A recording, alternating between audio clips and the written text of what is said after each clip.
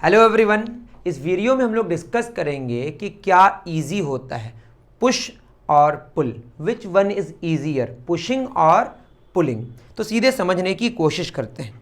एक सिचुएशन है, हमारा गिवन सिचुएशन है, जैसे हमारे पास जो हमने रास्ता लेना है, वो जो नेचर होगा रास्ते का, जो कॉन्टैक्ट सरफेस होगा वो गिवन होगा और मास भी गिवन होगा बॉडी का।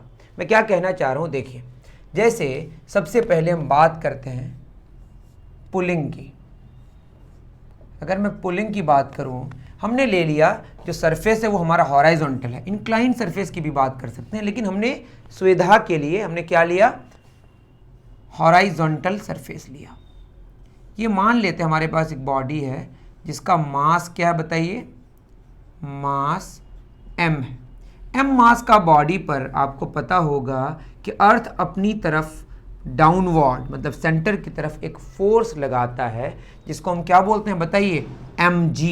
जो वेट है, वेट क्या है, weight is the force by which earth attracts a body towards its centre. बहुत बढ़िया। इसके जस्ट इसको काउंटर करने के लिए ऊपर की तरफ सरफेस के द्वारा एक फोर्स लगता है जिसको हम क्या कहते हैं, नॉर्मल रिएक्शन। क्या कहते हैं बताइए, नॉर्मल रिएक्शन। तो नॉर्मल रिएक्शन बैलेंस करता है यहाँ पे किसको, mg को। बहुत बढ़िया। तो यहाँ पे नॉर्मल रिएक्शन किसके बराबर हो गया, mg के बराबर। ठीक है, हमने जो फोर्स लगाना है यहाँ पे पुल वाला, तो पुल कैसे खींचेंगे इसको, हॉरिजॉन्टली भी खींच सकते हैं। मान लेते हैं इसको हमने खींचा ऐसे, फोर्स तो यहाँ लगाएंगे बस, इसको पॉइंट ऑब्जेक्ट मानिए आप। ये हमारा f है। What is the fear, this is external force जो बाहर से हम लगा रहे हैं। वैसे mg और नॉर्मल रिएक्शन ये भी एक्सटर्नल फोर्स है, किसके लिए, इस m मास के बॉडी के लिए। ओके बच्चों, बहुत बढ़िया। ये जो m मास के बॉडी पर फोर्स लग रहा है ये हॉराइजॉन्टल के साथ कितना एंगल बना रहा है, थीटा। कितना एंगल बना रहा है बच्चों, थीटा। बहुत बढ़िया। तो इस F फोर्स का अगर हम कंपोनेंट निकालें हॉराइजॉन्टल डायरेक्शन में तो ये क्या होगा, F cos थीटा। अब ये ना समझें आप कि F फोर्स अलग है और F cos थीटा अलग है, नहीं, ये F फोर्स का ही कंपोनेंट है। कितना, F cos थीटा।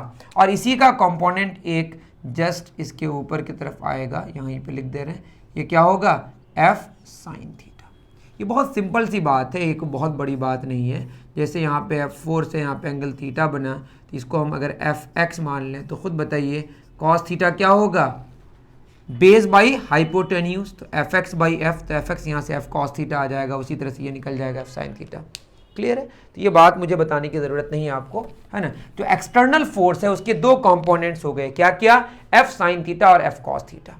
आप देखे होंगे कि जब आप फोर्स लगाते हैं, फोर्स लगाने के बावजूद बॉडी आगे नहीं बढ़ता है, मतलब ये सरफेस के साथ कांटेक्ट में रहता है, तो क्या होता है, ये F cos थीटा तो आगे लग रहा है, तो इसको काउंटर करने के लिए पीछे फ्रिक्शन लगता है। और फ्रिक्शन मैक्सिमम कितना लग सकता है, उसको हम लिमिटिंग फ्रिक्शन कहते हैं। तो पीछे की तरफ क्या लग रहा है, फ्रिक्शन।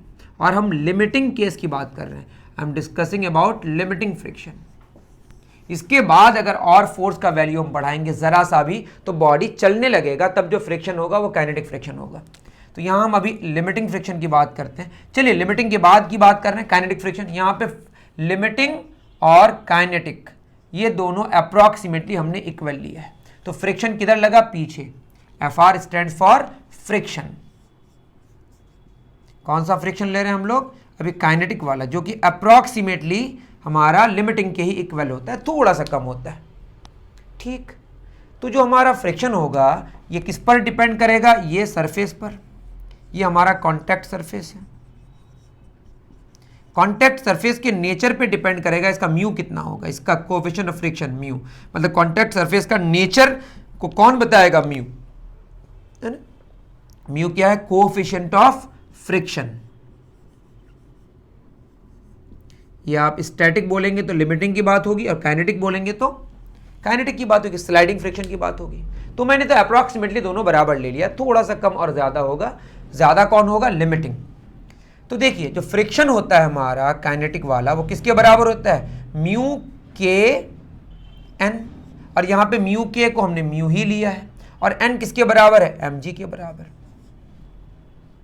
तो फ्रिक्शन हमारा किसके बराबर आया, म्यू mg के बराबर। नहीं, आई एम सॉरी, थोड़ा सा मैं अभी गलत कर रहा हूँ, सीधे हम म्यू एन में आ गए। तो यहाँ पे हमको ये देखना पड़ेगा कि जो n है और ये mg है तो बराबर तो था, लेकिन अब ये बराबर n mg के बराबर नहीं होगा। क्यों? क्योंकि ऊपर आप देखें कि f का कंपोनेंट f साइन थीटा है और एक्स्ट्रा हमारा क्या लग रहा है, नॉर्मल।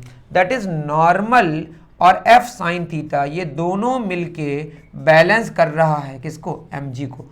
दैट इज नॉर्मल जो हमारा mg दिख रहा था पहले, अभी हो गया mg minus f sine theta. और जो फ्रिक्शन हमारा काइनेटिक होता है वो किसके बराबर, म्यू के n के बराबर। और म्यू के को हमने अभी म्यू माना और n क्या है हमारा, mg minus f sine theta. Normally तो हमें म्यू mg मिलता है, एक्स्ट्रा हमें f साइन थीटा मिला जहां पे हमने माइनस लगा हुआ देखा। इसका मतलब कुछ फ्रिक्शन में कमी नजर आई, तो फ्रिक्शन यहां पे कम लगेगा। फ्रिक्शन कम लगेगा तो थोड़ा सा जो रुकावट है उसमें कमी आ जाएगी। अब देखते हैं कि पुशिंग में क्या होता है। ये तो आया पुलिंग में, क्या आया, पुलिंग में हमारा आया फ्रिक्शन बराबर mu mg minus f sine theta. Okay, this is the case of pulling. तो पुलिंग में जो रिजल्ट आया वो क्या आया, mu mg minus f sine theta. दूसरा क्या देखेंगे हम लोग, पुशिंग देखेंगे। तो व्हाट इज पुशिंग, आप जानते हैं ये हो गया पुल करना, खींचना। अब हम लोग पुश करेंगे, धक्का देंगे। तो पुशिंग की अगर हम बात करें तो ये m मास का बॉडी है, सेम सिचुएशन है। ये जो रफ सरफेस है इसमें जो फ्रिक्शन लगेगा वो हमारा, उसका कोफिशिएंट हमने कितना लिया, म्यू। नीचे क्या लगेगा बच्चों, mg। ऊपर क्या लगेगा, नॉर्मल। नॉर्मल केस में नॉर्मल और mg बराबर होगा, है ना। उसके बाद हमने क्या किया, इसको पुश किया। ये पुशिंग है मान लेते, ये हमने पुश किया। वैसे यहां फोर्स लगेगा, हमारा पॉइंट ऑब्जेक्ट है मान लीजिए। ये F फोर्स हमने लगाया और ये हॉराइजॉन्टल के साथ कितना एंगल बना रहा है, ये हॉराइजॉन्टल के साथ थीटा एंगल बना रहा है। तो क्या करेंगे, इसी को दूसरे तरीके से हम बना सकते हैं कि जो हमारा m मास का बॉडी है, ये F फोर्स को उठा के हम आगे लेके जा सकते हैं। कोई एक वेक्टर क्वांटिटी को अगर हम आगे पीछे इधर उधर लेके जाएं और डायरेक्शन न बदलें तो कोई फर्क नहीं पड़ता। तो हमने इसको यहाँ पे लेके आ गया। इसको आप खुद देखें, इसको ऐसे लेके देखेंगे तो यहाँ पे एंगल थीटा बनेगा, वर्टिकली ऑपोजिट एंगल। तो यहाँ पे एंगल हमारा कितना बन रहा है, थीटा। और ये F फोर्स, इस F फोर्स का हमारा कंपोनेंट आएगा हॉरिजॉन्टल डायरेक्शन में, कितना आया, F cos थीटा। इधर क्या आएगा, F sin थीटा। ऑलरेडी नीचे की तरफ क्या है हमारे पास, mg, और ऊपर क्या है हमारा, नॉर्मल, और पीछे क्या लगेगा, फ्रिक्शन। मान लेते हैं हम काइनेटिक वाली बात कर रहे हैं कि बॉडी रिलेटिवली मोशन में आ चुका है, स्लाइड कर रहा है ना। तो अब नॉर्मल किसको बैलेंस करेगा, mg और f साइन थीटा को। वहां पे आप देख रहे थे n और f साइन थीटा मिलके mg को बैलेंस कर रहा था, ये n बराबर mg plus m sine theta हो गया। दैट इज फ्रिक्शन जो होगा वो क्या होगा, म्यू के n, म्यू के तो म्यू है और n क्या है हमारा, mg plus f sine theta.